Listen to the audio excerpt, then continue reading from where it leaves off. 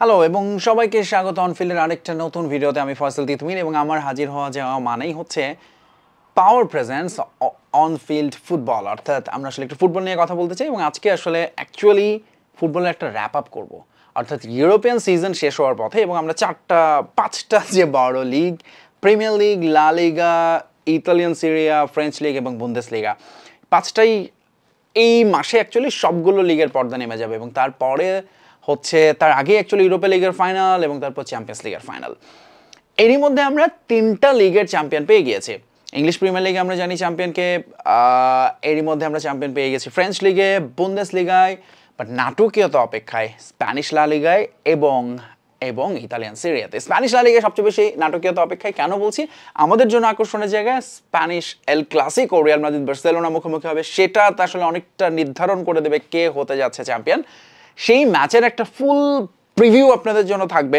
তবে তার আগে আজকে আসলে যেটা নিয়ে কথা বলতে চাই সেটা হচ্ছে এক্স্যাক্টলি কী অবস্থা এবং কেন এই এখনও যে ধরুন আমরা জানি যে স্প্যানিশ লা লিগায় যেটা হয় সাধারণত 20টা টিম খেলে, 38টা রাউন্ডের খেলা হয় এবং এর মধ্যে 34টা রাউন্ড কিন্তু হয়ে গেছে, অর্থাৎ 4টা রাউন্ড বাকি আছে এবং 4টা রাউন্ড ডিসাইড করে দেবে শুধুমাত্র চ্যাম্পিয়ন না, একই সঙ্গে চ্যাম্পিয়ন্স লিগে কারা খেলতে যাচ্ছে, ইউরোপা লিগে কারা জায়গা পাচ্ছে, তারপর লা লিগা থেকে যেটা হয় যে উয়েফা কনফারেন্স লিগ কোয়ালিফায়ার খেলার সুযোগ পায় এবং অবশ্যই রেলিগেটেড কারা হচ্ছে। সেই সঙ্গে আমরা একটু জানিয়ে দিতে চাই, নজর দেব কারা আসলে নতুন করে প্রমোশন পাচ্ছে নতুন সিজনে, সেকেন্ডারি ডিভিশন থেকে লা লিগায় উন্নয়ন ঘটছে তাদের কাদের কাদের। আচ্ছা, এই মুহূর্তে পয়েন্ট টেবিলের দিকে যদি আসলে নজর দিই তাহলে আসলে অনেক বেশি পরিষ্কার হয়ে যাবে।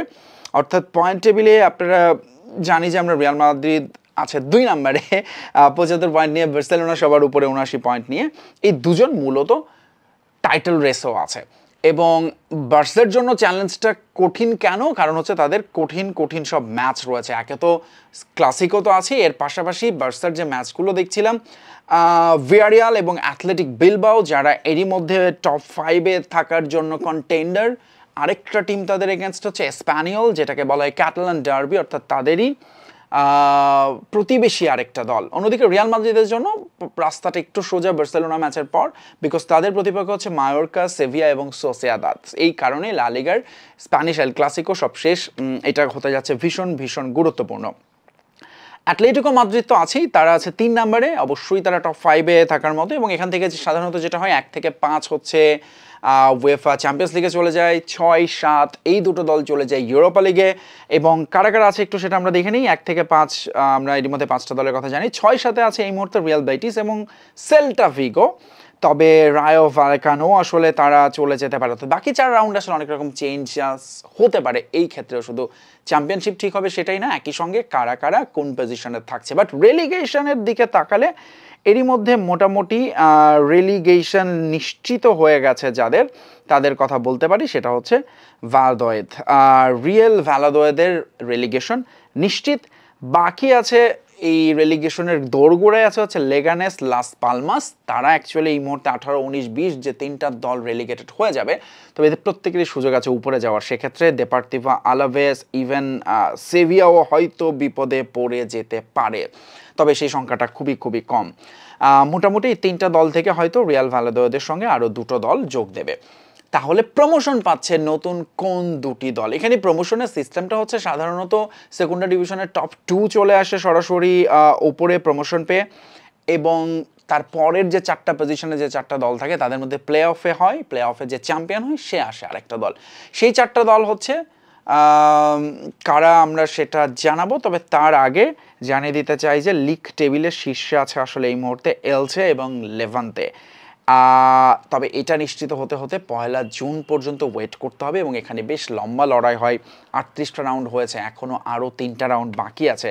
সো এলচে লেভান্তের সম্ভাবনাটা একটু বেশি, তবে রেসিং সান্তান্ডারও আসলে এখানে চলে আসতে পারে। সো এই হচ্ছে লা লিগার অবস্থা। এই টুর্নামেন্টটা শেষ হচ্ছে, এই লিগটা শেষ হচ্ছে আগামী 18ই মে। তবে তার আগে আসলে শেষ হয়ে যাবে, অর্থাৎ 17ই মেতে শেষ হয়ে যাবে, সেটা হচ্ছে সবার আগে শেষ হবে হচ্ছে ফ্রেঞ্চ লিগ। এবং ফ্রেঞ্চ লিগের আসলে হিসাবটা কি?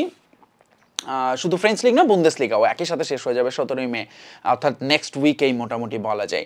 ফ্রেঞ্চ লিগের চ্যাম্পিয়ন হচ্ছে পিএসজি, এবং পিএসজি আসলে এটা চ্যাম্পিয়ন, ফ্রেঞ্চ লিগ মানে পিএসজি হয়ে গিয়েছে, অ্যাটলিস্ট ডোমেস্টিকে তারা অলওয়েজ চ্যাম্পিয়ন চ্যাম্পিয়ন চ্যাম্পিয়ন। এবার তো তাদের সামনে আরও বড় সুযোগ এসেছে, এবং এটা তাদের 4th কনজিকিউটিভ অ্যাকচুয়ালি 13তম রেকর্ড। সব কিছু মিলে পিএসজি আসলে ফ্রেঞ্চ লিগটাকে নিজেদের সম্পত্তি বানিয়ে ফেলেছে।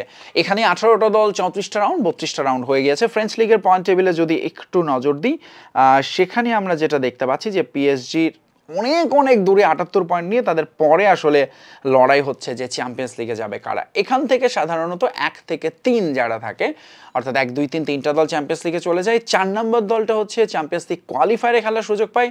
5 নম্বর দলটা সরাসরি ইউরোপা লিগ খেলে। 6 নম্বর দলটা খেলে কনফারেন্স লিগের কোয়ালিফায়ার, এবং এরপর 16, 17, 18 হচ্ছে 17, 18 সরাসরি রেলিগেটেড, এবং 16 নম্বর দলটা হচ্ছে রেলিগেশনের একটা প্লে অফ খেলে। এবং এক্ষেত্রে পিএসজির সঙ্গে 2-3-এ আছে অলিম্পিক মার্শেই এবং মোনাকো।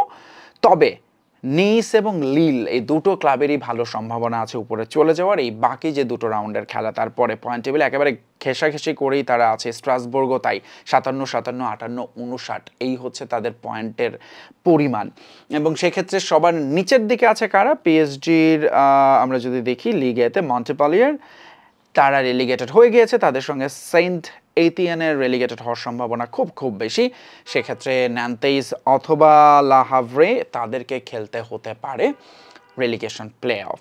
সো ফ্রেঞ্চ লিগের পর্দা নামছে, যেটা বললাম যে 17ই মে, যে দিন একই দিনে পর্দা নামছে বুন্দেসলিগার। বুন্দেসলিগা এর মধ্যে বুন্দেসলিগা ফ্রেঞ্চ লিগে যেরকম PSG, Bundesliga actually Bayern Munich, তাই না? এবং ঠিক তাই, বায়ার্ন মিউনিক আবারও চ্যাম্পিয়ন হয়েছে এক সিজন ব্রেক দিয়ে। বায়ার লেভারকুজেনের অসাধারণ একটা সিজনের পর তারা কামব্যাক করেছে অবভিয়াসলি, এবং 34তম রেকর্ড তাদের টাইটেল তারা জিতে নিয়েছে। বুন্দেসলিগায় কি হয়? বুন্দেসলিগা হচ্ছে 1 থেকে 4 যায় চ্যাম্পিয়ন্স লিগে খেলতে। সো এখানে 1 থেকে 4 পজিশনে আছে কারা, আমরা একটু সেটা দেখে নিই। বায়ার্ন মিউনিকের সাথে বায়ার লেভারকুজেন, আইনট্রাক্ট ফ্রাঙ্কফুর্ট এবং ফ্রাইবুর্গ। বরুশিয়া ডর্টমুন্ড এই মুহূর্তে 5 নম্বরে আছে। লিপজিগ আরেকটা ক্লাব আছে 6 নম্বরে, তবে তাদের আসলে ভালো সম্ভাবনা আছে যেহেতু মাত্র 2টো রাউন্ড বাকি। তবে 2টো রাউন্ড জিতলে আসলে অনেক হিসাব নিকাশ বদলে যেতে পারে। তবে এমনিতেও 1 থেকে 4 চ্যাম্পিয়ন্স লিগের বাইরে, 5 নম্বর দলটা ইউরোপা লিগ এবং 6 নম্বর দলটা কনফারেন্স লিগ কোয়ালিফায়ার। 16, 17, 18 চলে যায় রেলিগেশনে। 17, 18 সরাসরি রেলিগেশন হবে, এবং সেক্ষেত্রে এই তালিকায় আছে কারা আমরা একটু সেটাও দেখে নিতে চাই। চিনি না আসলে, হোলস্টাইন কিয়েল এবং বকুম বলে একটা ক্লাব, সো তাদের সঙ্গে রেলিগেশন প্লে অফ খেলতে পারে আরেকটা ক্লাবকে। এই হচ্ছে বুন্দেসলিগার অবস্থা, এবং আপনাদেরকে লা লিগারটা জানিয়েছি, ফ্রেঞ্চ লিগ জানিয়েছি। বাকি থাকলো ইংলিশ প্রিমিয়ার লিগ এবং ইতালিয়ান লিগ। এই দুটো লিগই শেষ হবে সবার পরে 25শে মে।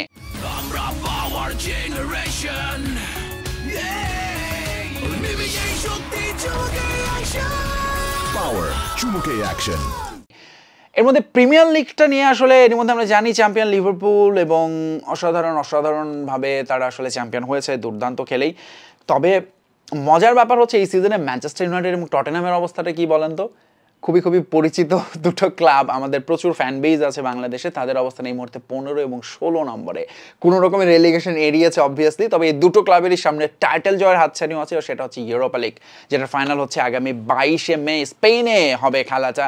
সেটার জন্য আসলে সেটা একটা তাদের কি বলবো, একটা ক্ষতে প্রলেপ হতে পারে। যাদের চ্যাম্পিয়ন্স লিগ খেলার কথা, প্রিমিয়ার লিগ টাইটেল রেসে থাকার কথা, তারা এখন এই অবস্থায় আছে। তো তারা যদি সেখান থেকে গিয়ে ইউরোপা লিগে একটা কিছু হয়তো হবে, তবে তার বাইরে কারা রেলিগেশন হচ্ছে, কারা চ্যাম্পিয়ন্স লিগে যাচ্ছে আরও, সেটাও একটু জানানোর দরকার। প্রথমত হচ্ছে যে লিডস এবং বার্নলে তারা প্রিমিয়ার লিগ চ্যাম্পিয়নশিপ থেকে প্রিমিয়ার লিগে উঠে এসেছে, মোটামুটি নিশ্চিত হয়েছে লিডস এবং বার্নলের।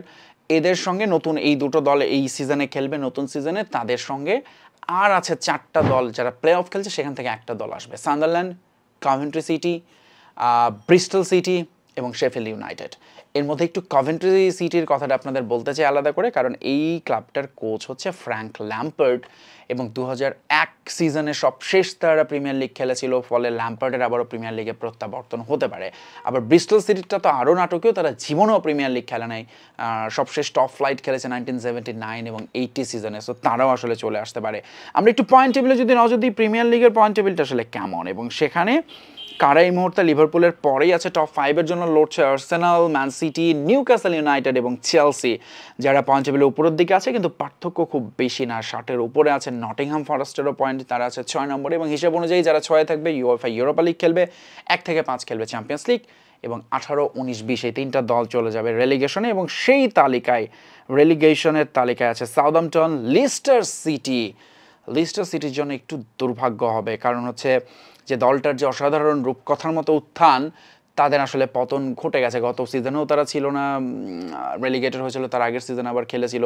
সো খারাপ সময় যাচ্ছে আসলে লেস্টারের। সো লেস্টার এবং ইপসুইচ টাউন আছে এই তালিকায় এবং সাউদাম্পটন, এবং তাদের আসলে ঘুরিয়ে দাঁড়ানোর সম্ভাবনা খুব খুব ক্ষীণ, যে বাকি যে রাউন্ডগুলো আছে, দুটো রাউন্ড, 36টা রাউন্ড হয়ে গেছে, 25শে মে আসলে এটার পর্দা নামবে। সবশেষে ইতালিয়ান সিরিয়া, যেটাও একই দিন 25শে মে শেষ হচ্ছে, এটারও আসলে 35টা রাউন্ড হয়ে গেছে আর 3টা রাউন্ড বাকি আছে, এবং এখানে নাপোলি আর ইন্টার মিলানের মধ্যে মূলত লড়াইটা হচ্ছে, যারা এরই মধ্যে চ্যাম্পিয়ন্স লিগে খেলা নিশ্চিত করেছে, কিন্তু ট্রফি পাবে আসলে শেষ পর্যন্ত একটা দল, তাদের পয়েন্টের ব্যবধান 3, 77 পয়েন্ট নিয়ে সবার উপরে নাপোলি, 74 পয়েন্ট নিয়ে ঠিক তার পরের অবস্থানটাই হচ্ছে ইন্টার মিলানের। আটলান্টা, ইউভেন্টাস আছে টপ 4-এ চ্যাম্পিয়ন্স লিগে যাওয়ার জন্য, এরপর রোমা আছে 5-এ, যারা হিসেব অনুযায়ী উয়েফা ইউরোপা লিগ খেলবে, তবে তাদের আসলে প্রত্যেকেরই বাকি দুটো রাউন্ডে খুব ভালো করে 3টা রাউন্ডে ফেরত আসার সুযোগ আছে, আরও টপে যাওয়ার সুযোগ আছে। এই হচ্ছে মোটামুটি ইউরোপিয়ান ফুটবলের পর্দা নামছে। তার আগে আমরা আসলে অনফিল্ডে একটা দেখে নিলাম তাদের র্যাপ আপের পর্বটা কেমন হয়। তবে ফুটবল নিয়ে আসলে এখন থেকে রেগুলার ভিডিও দেখতে অবশ্যই অনফিল্ডের ফেসবুক পেজ এবং ইউটিউব চ্যানেল সাবস্ক্রাইব করবেন। আমি ফয়সাল তিতুমির এখনকার মতো শেষ করছি। Bye bye, tata.